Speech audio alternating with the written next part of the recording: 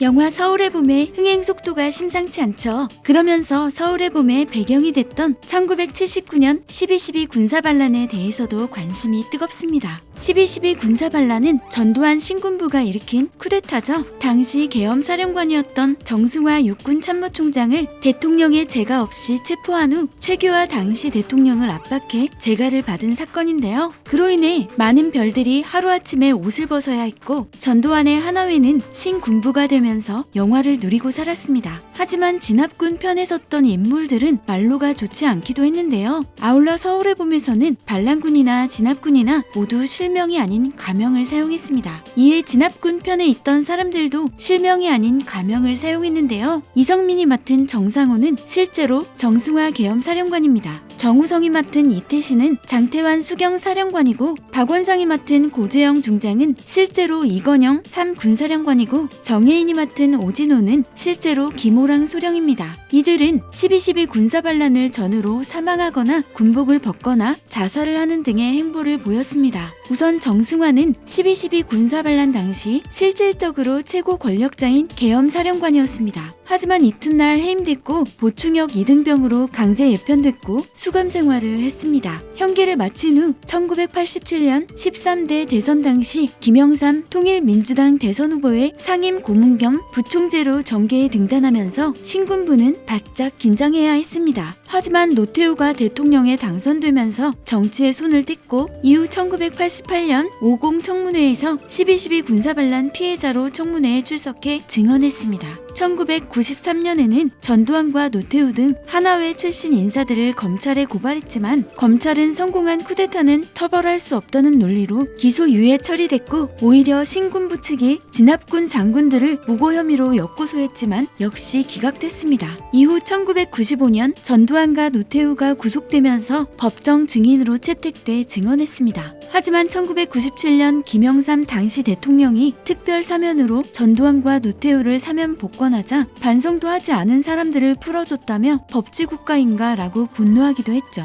12.12 군사반란 당시 이건영 3군 사령관은 반란군과 진압군의 충돌을 최대한 막으려고 노력했습니다. 그게 3군 사령관의 역할이었기 때문이죠. 이건영 3군 사령관은 신군부를 반란군으로 규정하면서도 유혈 사태만은 막아내려고 했습니다. 하지만 보안사에 체포되면서 강제로 군복을 벗었는데요. 사유는 진압군을 조직적으로 저항했다는 거죠. 이후 1995년 이건영은 약 1시간 15분짜리 녹음본을 입수합니다. 해당 녹음본은 12.12 군사반란 당시 자신이 진압군의 일원으로 진압을 위해 동분서주하면서 전화통화했던 녹음본인데 보안사가 감청 녹음을 했던 거죠. 보안사가 기무사로 바뀌면서 기무사 직원이 해당 녹음본을 듣다가 군대 출동하지 말라는 이건영 지시에 감복해 이건영에게 녹음본을 넘겨줬다는 건데요. 이에 이건영이 세상에 녹음본을 공개하면서 12.12 군사반란 당시 진압군이 어떤 식으로 반란군을 진압하려고 했는지 파악할 수 있게 됐습니다. 진압군 중 한 사람인 정병주 특전사령관은 12.12 사건 당시 자신이 아끼던 박희도 제1공수특전여단장, 최세창 제3공수특전여단장, 그리고 장기호 제5공수특전여단장이 반란을 일으킨 하나회 소속 장교들과 함께하고 있다는 사실을 접하고 충격에 빠졌는데요. 하지만 곧바로 구공수를 출동시키려고 했습니다. 군 통신망을 감청하고 있던 보안사는 결국 정병주를 체포하기에 이르렀는데요. 반란군들이 특전사령관실에서 총격전을 벌이는 과정에서 정병주 특전사령관을 체포했습니다. 이 과정에서 김호랑 소령은 사망하고 정병주 특전사령관은 팔에 부상을 입었죠. 강제 예편 이후 12.12 군사반란에 대한 국내외 자료를 수집하면서 부당성을 주장했는데요. 하지만 1988년 행방된 이후 이듬해 싸늘한 죽음으로 돌아왔습니다. 장태환 수경사령관은 12.12 군사반란이 일어나자 반란군에 전화를 해 마, 너거한테 선전포고다 임마. 난 죽기로 결심한 놈이야 라고 일갈한 것으로 유명합니다. 그리고 백방으로 반란군 진압을 위해 노력했지만 자신의 부하의 배신으로 체포됩니다. 이 소식을 들은 아버지는 막걸리로 세월을 보내다 1980년 4월 별세하고 1982년에는 외동아들이 행방불명되는 등 불행한 나날을 보냈습니다. 민주화 이후 1993년 회고록을 집필하고 재양 군인회장을 역임했으며 전두환과 노태우 구속 당시 법정 증인으로 출석했습니다. 그 이후 2000년 새천년 민주당에 입당해 국회의원이 되기도 했죠. 김호랑 소령은 앞서 언급한 대로 정병주 특전사령관을 신군부가 불법 체포하려고 하자 저항하다 총격에 사망했습니다. 당시 나이는 35살이었습니다. 이후 1990년 중령으로 추서됐고 2014년 보국훈장이 추서됐습니다. 그런데 김호랑 중령 부인 배경옥 씨는 남편의 죽음에 충격을 받아 시신경이 마비되면서 실명됐습니다. 그리고 남편의 명예를 바로잡기 위해 나섰지만 1991년 숨진 채 발견됐습니다. 신군부가 50과 60을 거치면서 영화를 누리는 동안 진압군 편에 섰던 수많은 인물들은 비참한 말로를 겪었네요. 구독, 좋아요, 알림 설정, 그리고 댓글 달아주세요.